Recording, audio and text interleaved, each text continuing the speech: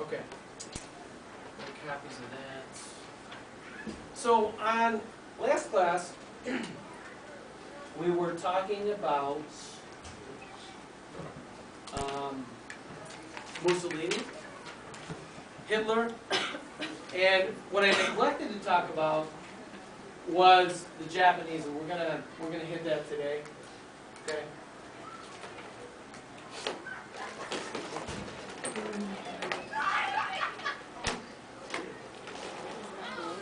Okay. If you look at the current status of what's going on in the Ukraine and in Crimea right now, if you haven't made these connections yet, when we talked about World War I, what were some of the reasons that World War I was started? What's that? What's World War I? We might have to delete that part. I'm not hearing it. Guys, there were 4 reasons that World War I was started, then there's the immediate one. Okay, the assassination was the immediate cause. What were the other causes? Militarism, nationalism, imperialism, and alliances, right? So, right now, with the crisis in Ukraine, okay, and in Crimea, more Ukraine, because Crimea has pretty much been taken over by Russia. Does Russia have allies? Yeah. Alliances? Are they all our friends? No. And we know that Obama's been talking about, you know, consequences and stuff like that. It depends on what they are. So when I'm talking today, I want you to think about how the alliances brought everybody into World War I and how that could be a possibility. I'm not saying it is. It could be a possibility of something in the future that's not so bright. Okay? And I'm going to make those analogies as I'm going through the timeline today. So hopefully you'll pick them up. If you don't worry. I will point them out to you. Yeah. I heard that Obama gave the deadline to Russia to cut off imperialistic ways, or else everybody's going to cut off the economic trade. Yeah, so they're going to put sanctions on the Russians, which are economic blockades per se. That's what I heard. It's going to happen today or something like that. But I also heard or read that we're probably not going to go to war with Russia because I hope not. we just got out of war and we get destroyed. We'll see what happens, right? History, time will tell, you know, but history does repeat itself, and there's a lot of patterns that are repeating right now. So I'll reference that a little bit. Pardon me. Okay, so 1922, we're talking about the time between the wars. During this time period, probably within about 12 years, 10 years or so, that's when all of these dictatorships or totalitarianism took place and was building up in these countries that were, well, not only in World War II, but also in Asia as well. Okay, so you've got Mussolini in Italy, and we'll talk about Hitler in a minute. But let's go back to 1931. Okay, so in 1931, the Japanese forces take Manchuria. How many people have ever played the game Risk? Okay, if you ever played the game Risk, it's an old school map, and Manchuria is still on that map. But if you look at the current day map, it's not there. It's basically the northern part of China. Okay? Now, what is Japan again? It's an island. What don't islands normally have? They don't have natural resources. So, how do they get them? They can buy them, which is the normal way, or they can invade and take it, and sometimes they can annex places like they did with Crimea. So when Russia went into Crimea, because a lot of them are kind of Russian anyway, they took it over without a lot of bloodshed, but that might not be the same in the Ukraine, okay? Which it won't be for the most part. So, in this particular case, Japan has been, you know, they've been building up their military and their country, and they want to be very strong like they used to be during the samurai days and so forth. And so, if you go into the details, I'm not going to, they basically said that you know, the Manchurians did something to them, and they had a reason to cross the border, and then there was a small skirmish which gave them the right to go in and take it over. Well, there's a lot of natural resources over there, okay? And not only that, China's right below it, and China's going to become one of our allies during World War II, okay? So they go into Manchuria. Now, what was created after World War I that was set up to preserve peace in the world thereafter? The League of Nations. Who was not in it? The United States. But Japan was in it. And so when Japan ended up taking over Manchuria, everybody was up in arms. They're like, hey, you can't do that. And the Japanese, they're at the meeting, they're all discussing how the Japanese, you know, need to give it back and so forth. They're like, well, we quit. We don't want to be part of your little league anymore. Bye-bye. They get up and they walk out. Now, without the United States being in the League of Nations, it had no teeth. I always think of the League of Nations as a police force without guns. Do you have a lot of power per se if you don't have the fear of the gun behind you? The nightstick. Yeah, you're going to come out and you stop doing that. Okay? Right, hey, give me your hand. Don't do that. Don't take over Manchuria. Use the spray. I quit. Okay. Pulls out the machine gun. So they were in 31. They were allowed to. I mean, who was going to stop them from quitting? It was kind of like, does it sound like the American Civil War? A little. Yeah. Remember, we voluntarily joined. We can voluntarily leave. Who said that? South, right? Okay. All right. Maybe a bad analogy, but you get the point. So they're out. Now they have Manchuria, and they're on the heels. They're right there, you know, on top of China. China has a lot of natural resources too. Okay, so that's in 31. So these things are happening. And we'll talk about Hitler in a second. So in 32, who becomes president of the United States? FDR. FDR. But what's going on in 32, at the beginning of 32? Great Depression. It is the height of the Great Depression, right? Do you think that we're going to get involved in this stuff that's going on over in Asia and in Europe? No. We wanted to be what? Not interventionist, but isolationist. So we're doing the New Deal. We're doing the fireside chats. We got to get working before we can help out our friends and whoever else overseas. So we're going to stay out of it. Okay? Not that we're not interested. Well, at least, you know, Americans did not want to get involved in any of this stuff because what started World War I? Alliances and all this stuff, right? So, and we don't really have the capability of doing it. Now, flip over to Germany, and because we were having a Great Depression, it was even worse in Germany. Why? Because they were trying to pay reparations. They weren't totally built back up from World War I, and their economy wasn't going. But what did Hitler offer them? A way out of that situation.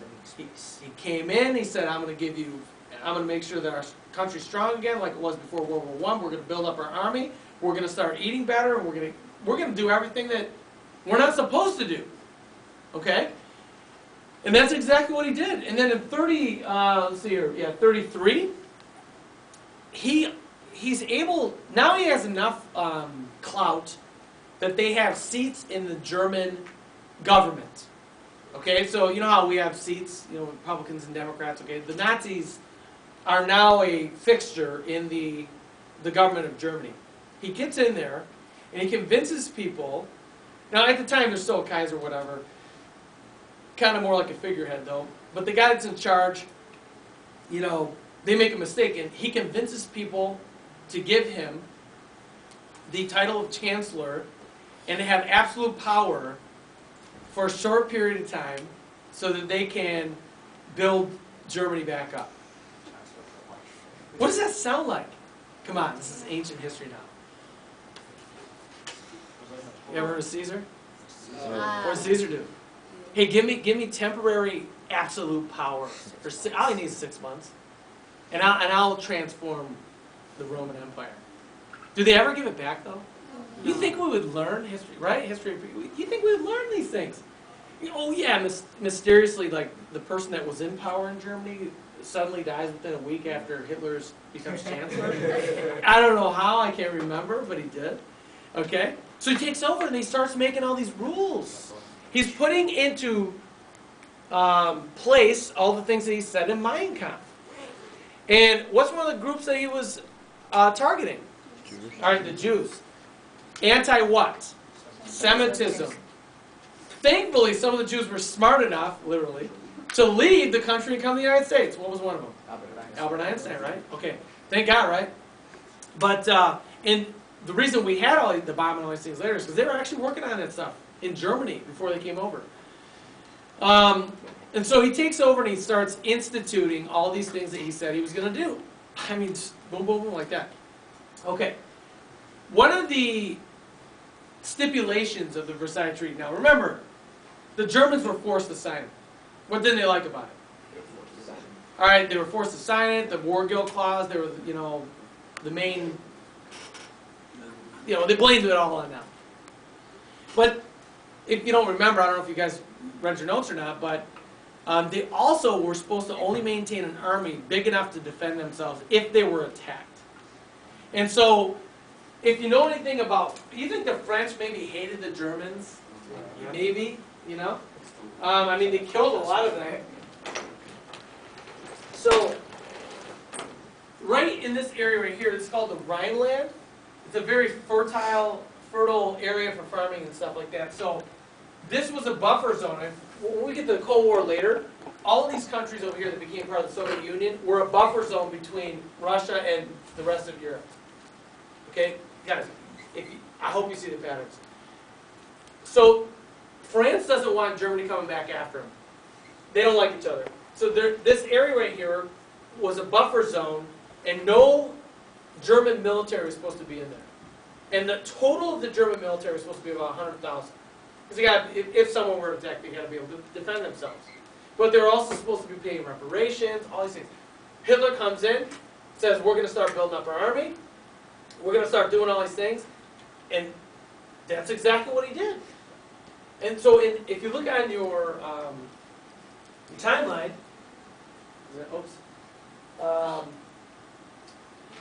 Hitler sends troops into the Rhineland. What's France going to say? They're going to start getting nervous again. Now remember, they still have to manage a line there. Remember that? The defensive border between Germany and France? Okay? But keep that in mind. So now what you see Germany doing is expanding. Okay? But they're not doing it with their military yet. At this point, Hitler is very manipulative. He's able to do these things and say, look, you guys, we got shafted in World War I. This is our land. Why can't we go in? Okay? And so the first place he goes within his own country is into the Rhineland. Okay? You guys have any questions so far? Okay.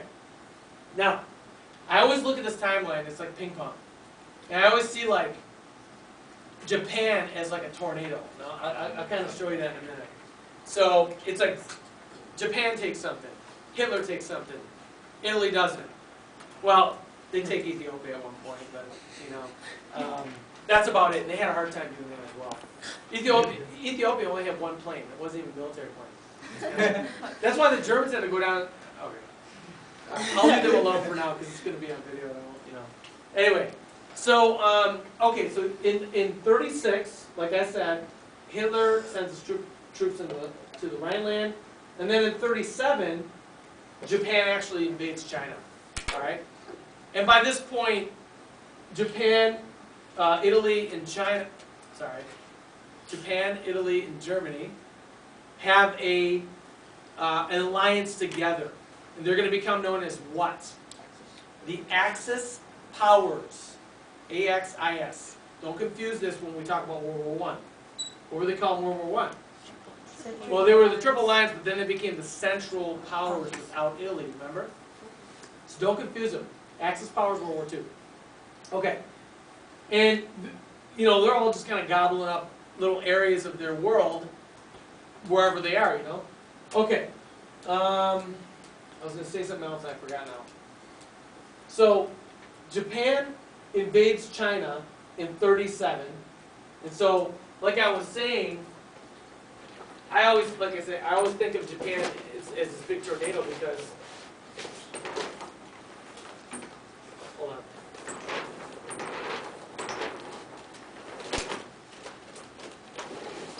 They start here and they go, it's like a typhoon, you know what I mean? It's like, and then they go all the way towards Hawaii, and they take over these islands. So you'll see that in a second.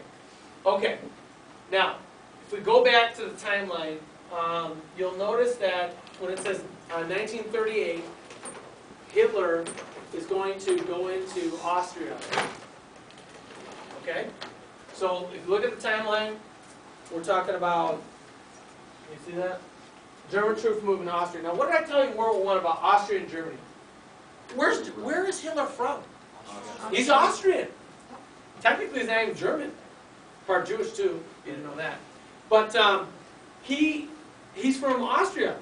So Austria's like their buddies, like before. But do you remember after World War I how they broke apart Austria and they made it small? And Austria and then Hungary became two separate areas.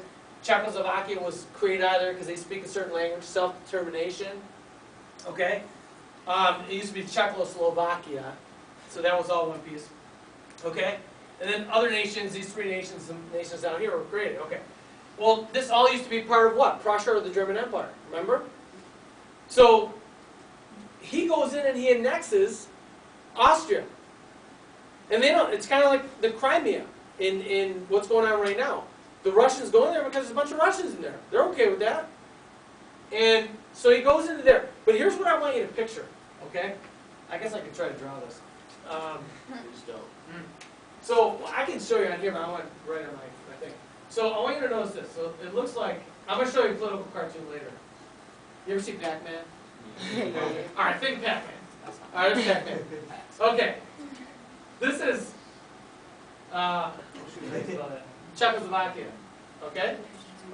So this would be Austria here, and it's going to be Poland up here. Okay? Now, the Germans and the Russians made a secret treaty. It's called the Non-Aggression Pact. Does anybody know about it? Anybody read about that? What was it? Go ahead. They're going to divide up Poland. Yeah. The poor Polish, man. Anybody Polish in here? I feel bad for you guys. I mean, not living here, but like if you lived over there, like that would be good. Because, Poland was gone for 100 years. They were back for about 20. And then, so Germany makes a deal with Russia, because Russia, remember Russia got out of the war, World War I, they didn't get anything for, like, having all those people die? Because they got out, they formed the communists. Anyway. Well, they make a deal with them, they say, we're going to split Poland. And the Russians are like, yeah, we get something. Well, of course, Hitler has no intention of giving him any part of Poland because he wants to go after Russia later, but he's got to convince him to stay out of the war. It was like the reinsurance treaty. Remember that one? Okay. And so they believe him. So, but they don't take over half of it yet. But if you look at this, see the Pac-Man? Look at Czechoslovakia. So in 38, okay, they'd already annexed this, so they had that, and it looks like Germany's basically about ready to gobble up Czechoslovakia. That's pretty much what they want to do. But here's how they do it. And you got to know this. In 38, hold on, in 38, okay, all the leaders of Europe meet in Munich. Okay, it was called the Munich Agreement or Munich Conference. Munich's in Germany. Hitler's there. England, France, all these guys. And you got to remember, does anybody want to get into a war like World War I? No. Okay. Now I want you to think about what's going on in southern Russia or Ukraine or whatever right now, because this is where the connection comes in. And then you tell me what you think we should do. They get together, and Hitler gives his pleas, like, look, we have World War I, you guys blame the whole thing on us, you took all of our land, we just want what we had from before. It's only fair. And I promise that if you give me Czechoslovakia, I won't take anything else. Scouts on me. Okay, and so, all the European people that representatives that were in World War I are sitting there going, man, God, do we really want to get into another war? You know, I mean, if we just give him that, he'll stop after that. Right? Yeah. And the Chucks are like, no, don't let him have us. And so, what happens is, it's called appeasement. You guys ever been in a store, and there's like a mom and a couple kids or whatever in front of you, and the kids are so super annoying, and they want, Mom, I want the candy, I want the candy, I want the candy. You ever see that? Yeah. All right, you know the stuff, you know, that's why it's there. And the mom's like, no, no, no, no, yes. Why does she say yes? She wants them to shut up, okay? She's appeasing the kid to make him be quiet. Well, that's what they did. It's called appeasement. They appeased Hitler and gave him, or let him take Czechoslovakia without their approval, because he promised he wouldn't take any more. Well, we all know better, don't we? Okay. Now, if you look at the rest of this, this is the immediate cause of World War II. He invades Poland September 1st. Takes 2 weeks to take Poland. How long did it take the Russians to take the Crimea and those areas? Not very long. Okay? And here's the thing. What are we doing right now? Do we want to get into a war against Russia to stop them from taking something? Does this sound familiar? Do you see how history repeats itself? It'll be interesting as to what we do or don't do. Okay? Any questions? Now, if you look at the rest, you'll just notice that everybody